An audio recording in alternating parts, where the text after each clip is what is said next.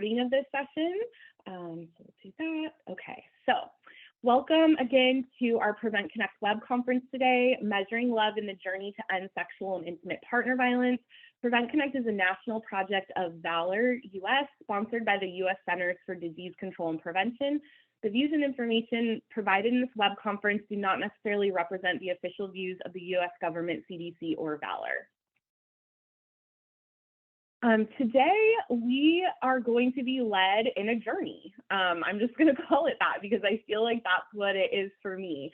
And looking at decolonizing love for self as a radical act, setting boundaries as love for self, being courageously honest as love for self, and goal setting for radical love for self. And I, in just a minute, am going to pass it on to our presenters. But first, I want to introduce you to Audrey Jordan and Cherie Tang. And what I want to tell you, and I'm going to go to the next slide because there are opportunities for you after you leave today to hear more from both Audrey and Cherie. And my first introduction to Cherie and Audrey was through a brown paper called Measuring Love. And that was shared by a colleague, Sally Lasky. I don't know, Sally, if you're here, but Sally is with the National Sexual Violence Resource Center. And Sally shared the brown paper with me, and I read it, and I truly haven't stopped thinking about prevention as love ever since. It is just something that has stuck with me. It has made me rethink how I think about prevention. And I was able to then also meet Cherie and Audrey in person when they both presented at the National Sexual Assault Conference last August. And Audrey's breakout session on measuring love, which we have a recording of, really shifted how I view some of my experiences that I've had doing this work, both good and bad experiences, both mistakes that I've made and things that I've gotten right. It really just like transformed the way I thought of those things. And then Cherie's closing keynote taught me that critical self-love might be the most loving thing I can do for myself. And to me, their teachings about radical love are so critical to our work and the work that many of you are doing to advance health equity and prevent violence. So I'm really thrilled to be able to introduce you all to Cherie and Audrey and to turn the rest of our time together over to them. So Cherie, Audrey, welcome. Thank you so much for being in this community with us. I will turn it over to you. Wow. Ashley, thank you for this invitation. Janae, thank you for all the support you've given to get us here. So let's start together. These are two brown papers that we put out in the world about 5 years ago. First one, Measuring Love in the Journey for Justice. And the second is Healing Love into Balance. They are both on purpose called brown papers. These are not white papers, right? We're trying to flip the paradigm on what is normal, what is traditional, what is basically dominant. So you've already chatted in where you're coming from. Welcome, welcome, welcome from India to Portland to Ohio from Savannah to Lancaster, Cali. Welcome. So happy you're here. I want you to put in a job function. What do you do? Not your title, not your department, but how do you see yourself in the role that you play to end sexual violence? Do you see yourself as an advocate, a healer, a connector, a knowledge builder, like an organizer? If you would put that in. And also a blessing and or curiosity you are holding today. If you could chat those two things in. How do you see yourself? Not your job title, but who are you in this work? And a blessing or curiosity that you're holding today.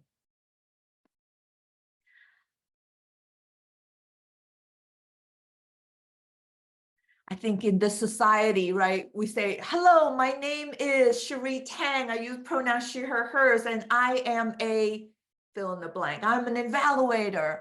I'm a teacher. I'm a, all these categories, right, to immediately put each other in a way that we can relate.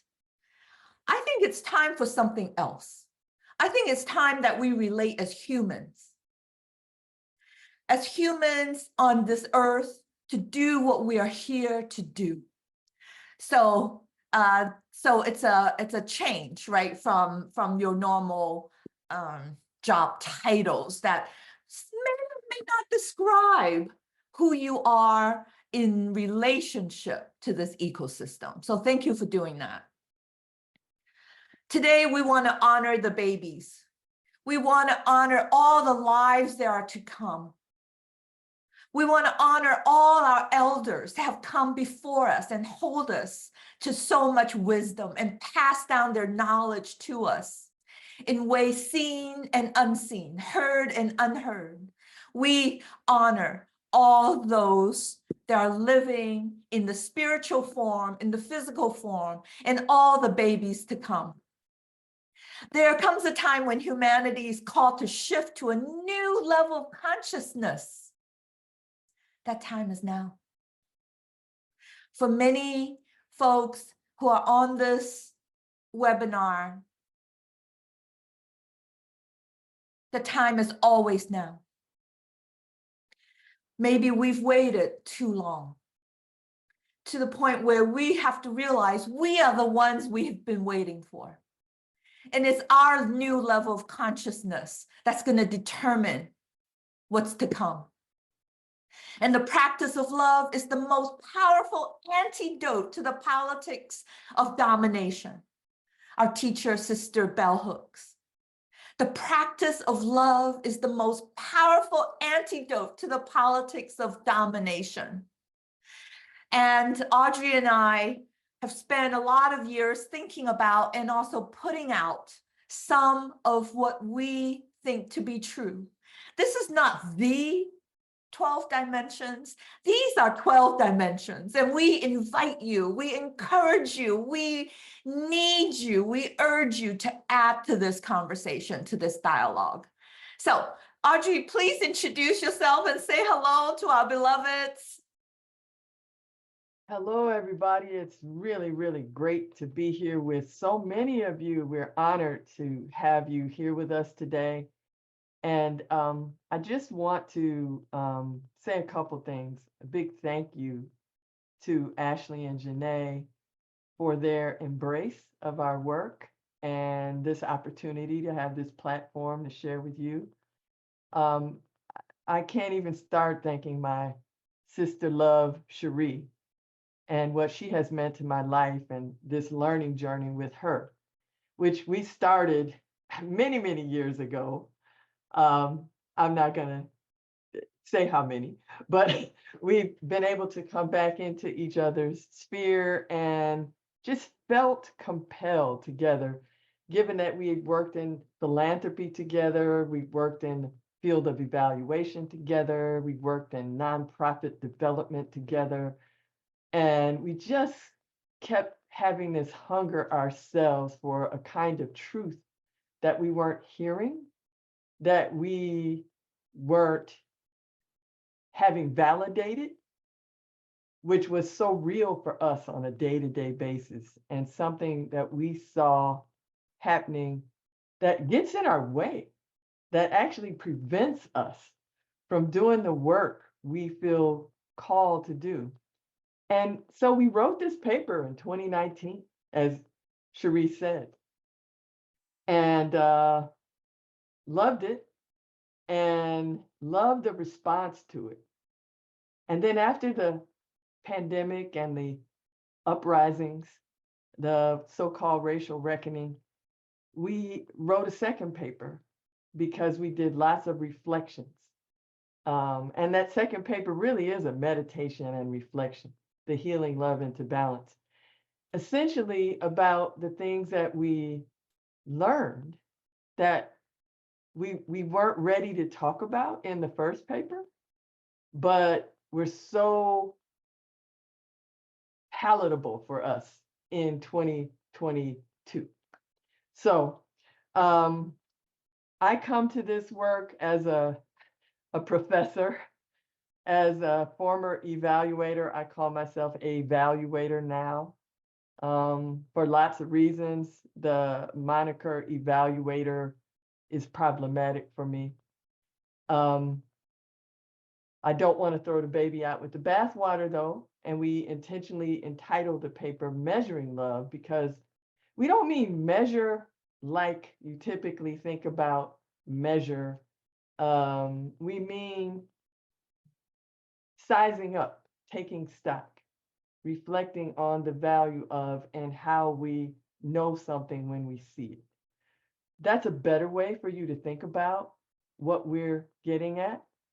And so I will just say I'm here in Southern California, recently retired, having spent time in academia, philanthropy, nonprofit organizational development.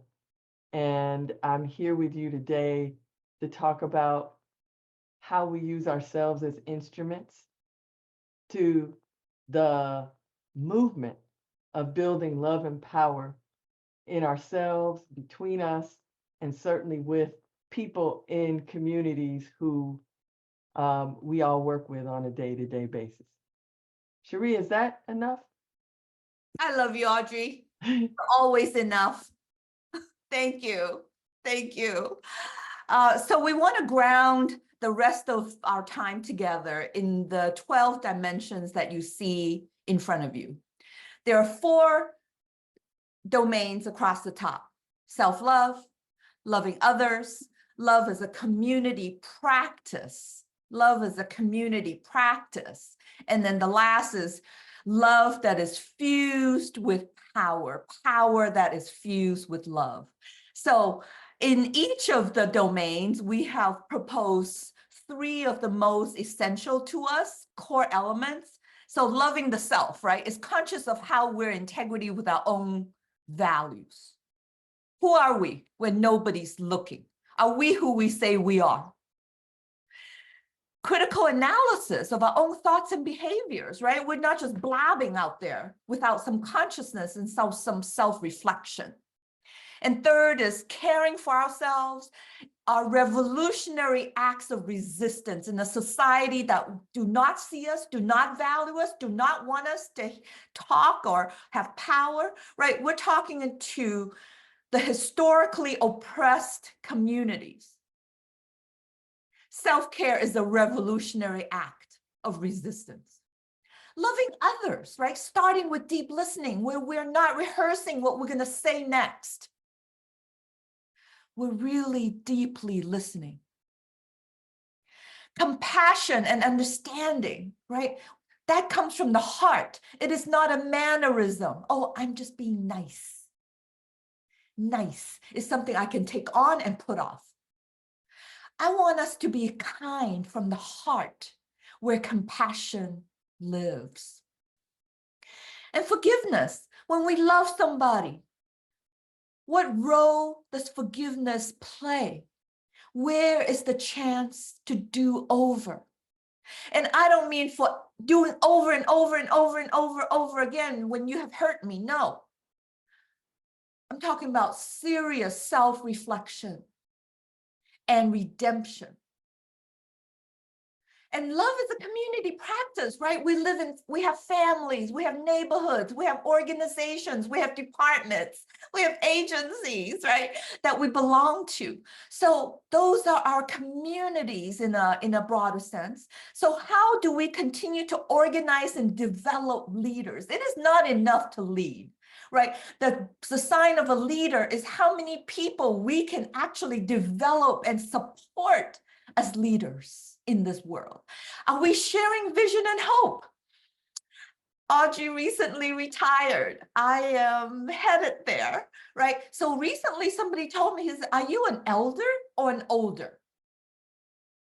There's a difference between just being older and us living into these elder years. right? How do we spread vision and hope no matter what generation you are, no matter where you are in life? Are you spreading vision and hope? As an elder, am I sharing wisdom and stories and continuing to lift up the brilliance of our younger generations? And are we fighting for material change, right? We can't just talk about love. We can't eat love for breakfast. We have to have material change in this world. And that's love in practice, shown in community. And then the last domain, love fused with power. We all have power. We all have power, whether we recognize it or not, we have power. So let's recognize it. Let's own it. Let's materialize it. Every room we're in, if we're not speaking, then our power is not showing up. When we show up and when we occupy space, we own our power, and everything we're about rise with us. And we share power with, and we bring power to, right? It's power to the people. It's sharing power with each other and building power as a collective liberatory act. So some agreements, because we're going to go on a journey. The first request is that you are present. Your presence means everything. This is going to be a session where it's going to be back and forth, a call and response, right? This is conversation about love cannot just be a one-way dialogue. So we encourage you to lean into your courage, however you define that. It's your definition. My definition of courage is I'm going to say what I need to say when I feel it. Not saving it for the water cooler or for the kitchen or for the bathroom or for the hallway. I'm going to say it when I feel it, because I've spent way too many years having people dull my shine. So my courage is I'm present and I'm going to say what I need to say when I feel it. So I encourage you, we encourage you to lean into your courage, the way you define that. And then lastly is to share the what. There's going to be things that you're going to say, whoa, I never thought about that in my story, in my experience. Share the what, but not the who. It doesn't matter who said what. Leave them out of it when the session is over. So I need some sign from you all. I don't take silence as consent. I need a thumbs up. I need something in chat that says you're good with these group agreements. Is that okay? Everyone.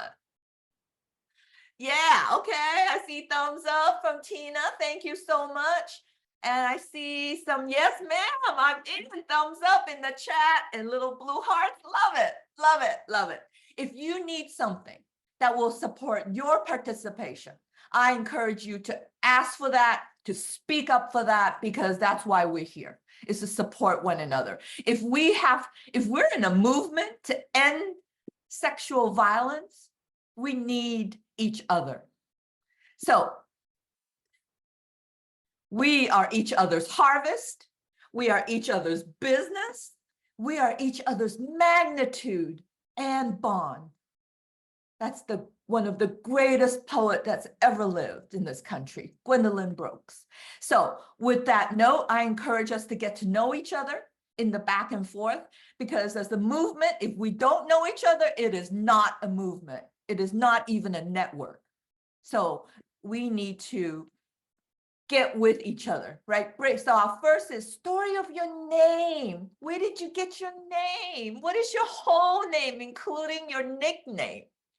Share memory, any memory, when you were young. And lastly, if you would share a dream or hope for our movement to end domestic violence and sexual assault. What is your dream? What is your hope? I'm going to share a little bit about my story. I believe that our stories are part of our power in regaining our voice and agency. I was born in colonized Hong Kong. It was a British colony in 1959. I turned 65 this year. This is the Hong Kong of my young days. My parents, I'm the youngest of 5 children, and had the joys of being raised by my parents who came from China. Everywhere I looked in Hong Kong, this is what I saw. Queen Elizabeth II and her porcelain white skin on every item that represented power in my mother island. Coins, dollar bills, pictures of her with grace stamps, as well as buildings that were had seats of power of any kind and every kind. These are the magazines in the 60s.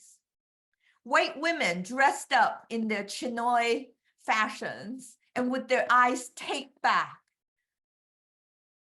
as if that's how we look.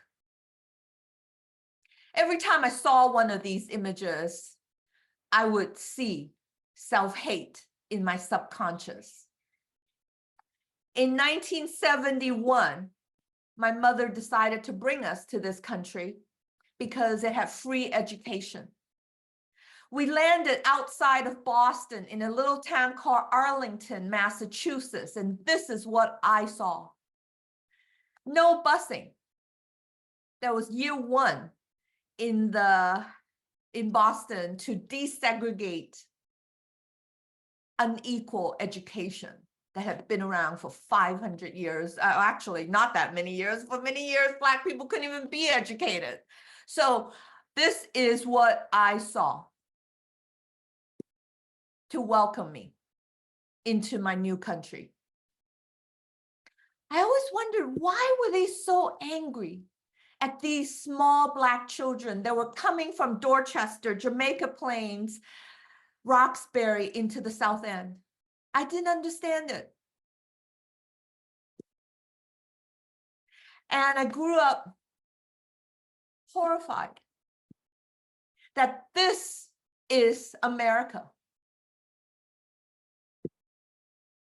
And for me, as a 11-year-old Chinese girl, these were horrifying. I have a 7-minute story on my website that I just put up, a love story to Boston, if you care to take a look when you're done. I became a very angry and confused teenager. At 17, I became a young organizer. I decided organizing is the way to go. We need to organize for power. We need to organize for rights. We need to organize for what belongs to us. So I began my lifelong commitment to social, racial, and labor justice. And I realized in my story that loving on myself is an intentional decolonizing act to reclaim myself, to reclaim my birthright of curiosity, of purity, of love, of joy, of happiness, right? That is the power that love has. Love is not pie, you all. It's not cobbler, you know. It's not like you eat it and it's gone. It's not. It is a forever renewable source for ourselves and for each other. So I want to, Janae's going to help us do a poll. To what extent have you owned your story? From 1 to 10. 10 is, yeah, I've done so much work owning my story. I'm happy to share all of it. 1 is, no, I have not done any. So where do you see yourself? Where are you on owning your story as part of your power and love for yourself?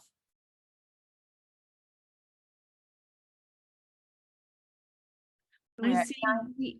Yeah, I'll close it in just a minute. Let's see if we can get to 70%. We're at 65. Wonderful, you can do it. To what extent have you owned your story from 1 to 10? All right, and I will share these results back. Wow, look at that. Look at that. Lots of 7, 5, 6, 7. Yes, good. That is very important. Now, those of you who are on 1, 2, 3, 4, what is one thing you can do to just go up a notch? From a 2 to a 3, from a 3 to a 4, from a 6 to a 7, from an 8 to a 9. What will that take? What is one thing you might be willing to do or to share or to feel in order to notch just one up? Think about that. I want to invite you to write it down. What are the 3 to 5 most powerful markers of your journey so far in your life that puts you and where you are today?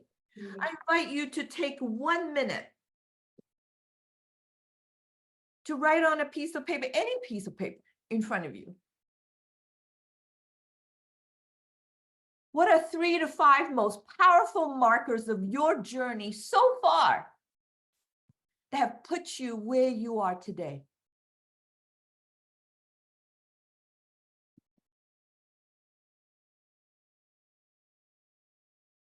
If you want to share with the rest of us in chat, that would be lovely, but you don't have to. These are for you.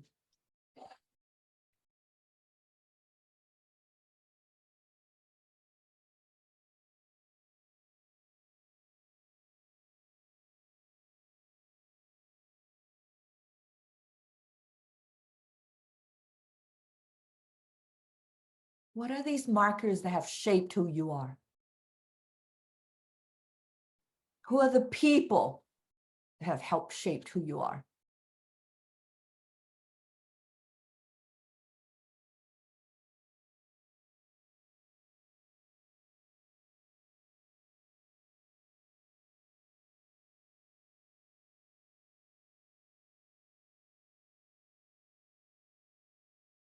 All right, that was 1 minute. If you care to reflect with the rest of us in chat, that would be wonderful, but you don't have to. The next inquiry: who and what benefits when we don't love ourselves? When we don't love ourselves, who's benefiting? What's benefiting?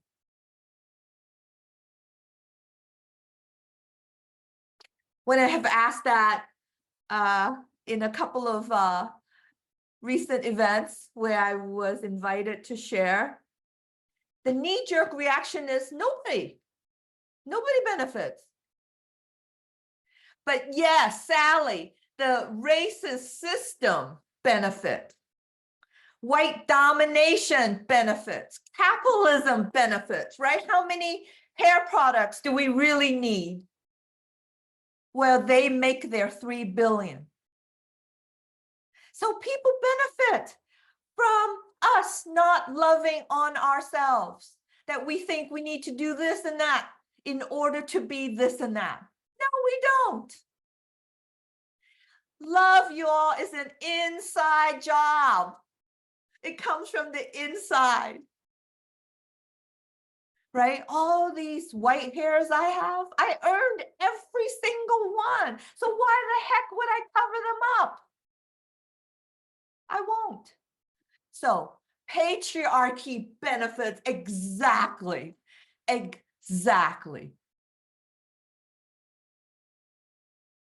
when we don't love ourselves. Okay, we're gonna try this again. In rooms of 5 or 6. Share a story about growing up. What were the messages about loving yourself? What are the messages to not love yourself? What role would you say colonization, white supremacy, and caste systems had in those messages for you? All right, 6 people, stay there for a second before you jump out. People will show up, and we're gonna spend about 10 minutes. All right, so another not a huge amount of time, but hopefully enough to share some reflection. All right, please join a breakout room. So dominant culture, right, has separated our mind knowing from our heart and intuitive and spiritual knowing. You all just talked about all that and made rational thought the only path to knowing and valued. We say, no, our heart, our intuition, our spiritual knowing, our somatic knowing, our bodies, it's all ways of knowing. It's not just in the mind. So absolutely, I want to honor your heart, your intuition, your gut, and your bodies as all part of how we know things. And we got to believe that. We got to practice that. We got to listen more to the silence than filling it up with chatter and numb scrolling. So again, we bring you back to the 12 dimensions of love. And you talked about boundaries. So I want to talk about boundaries with you. What is in my control? Right? Audrey has been repeatedly telling me that our work is about choice. Choice that we make each and every day, each and every moment. The choice is inside the green circle. The way I talk to myself, the words I use, the way I care or not care about myself, my boundaries, whether I have them or not, how permeable they are, what I consume, right? Both media, magazines, chatter, food, like things I consume, right? My work on myself, my attitude, that's in my control, my response, who I follow on social media and who I don't follow, right? Where my energy goes, those are all in my control. And you can probably add 10 more things in there, 29 more things in there that are in our control. I invite you to do that. What we cannot control is the future, the past, algorithms that AI puts together, other people's behaviors or what they believe, other people's opinions of me, the media, right? Those are out of my control. And you can add probably 1,000 more things on the outside. But to be clear, that there are things that we do and can control. And make a constant daily decision of what we're going to do. Rachel just chatted in, we cannot end violence or sexual violence without actively combating oppression. We fight oppression by radically loving ourselves and each other. Drop the mic on that. Yes, exactly. So you talked also about vulnerability in your chat, right? Vulnerability is not winning or losing. It's having the courage to show up and be seen when we have no control over the outcome. Vulnerability is not weakness. It is our greatest measure of courage, is to be honest, to be real, to take off those nice and replace them with kindness and boundaries and honesty. It requires the confidence that we are worthy, that we are every bit deserving of love. Starting from the inside, then it flows to the outside. It resides in our cultural identity. We are proud of who we are, where we came from. We know who and whose we are. We're resilient. I wish we didn't have to be as resilient as we are, but we are. So I'm going to wear that with pride, like a cape on my back, right? And that we have positive vision for their future as well as ours.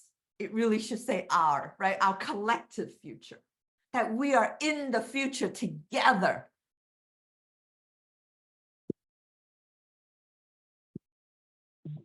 So boundaries. Boundaries are important. It is where I can love myself and love you.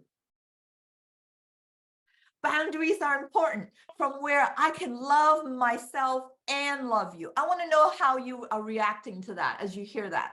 Would you chat that? Would you journal? Would you write it down? Let me say it one more time. Boundaries are important from where I can love myself and love you. What's calling out for you? I want you to react. I want to know, what is your reaction to that as you hear it?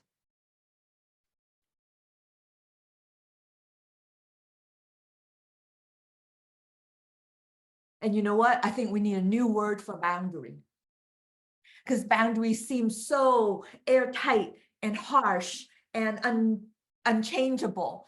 And some people, it calls up, that's really selfish. So I think we have to have a better descriptor. But boundaries, right, is where I say, I can't, I won't, I don't want to, I'm not gonna. No is one sentence, right? It is where I respect myself and from where I can love you. Boundaries is a collective way to respect and to own accountability. Thank you for that, chat in. It's a prioritization of self, not to the detriment of others, right? But equal. For a long time, I've worked on myself feeling really guilty. Who am I to have all this? Who am I to enjoy all this free time? Who am I to sleep for 9 hours a night? Where did I deserve all that? And you know what? I've come to realize that I want freedom and justice for all of us, and all of us include me. So I've resolved it. That I want that for you, and I want that for me. And it's pouring from a full cup is what boundaries are meant to do.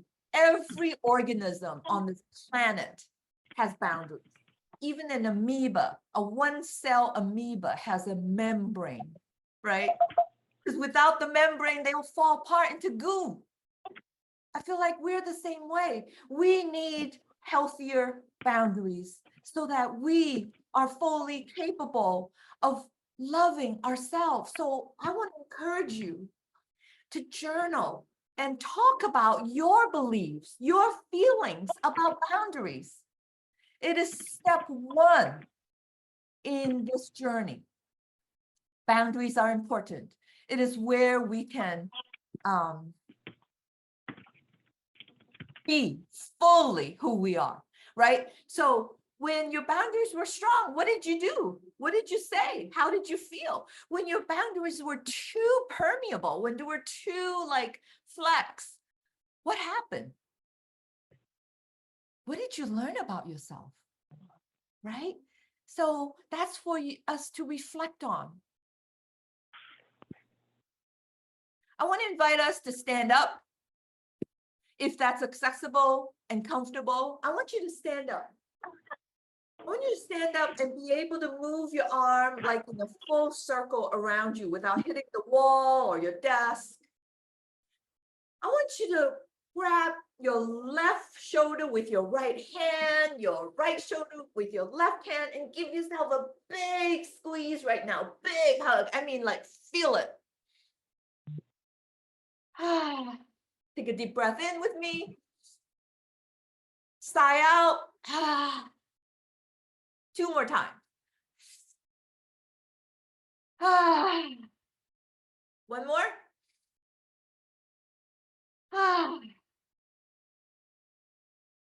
We need to bring our bodies into this work, right? We're not just neck up into a little square. So shake your bodies, move your hips a little bit, sway them a little bit, move them in a hula hoop if that feels good, left to right. Stomp your feet a little bit, bring them up left and right, right? Just bring our bodies in. And I'm going to ask you, what does boundary, having good, healthy boundaries look like? Stand in your power with your boundaries. What does that look like to you?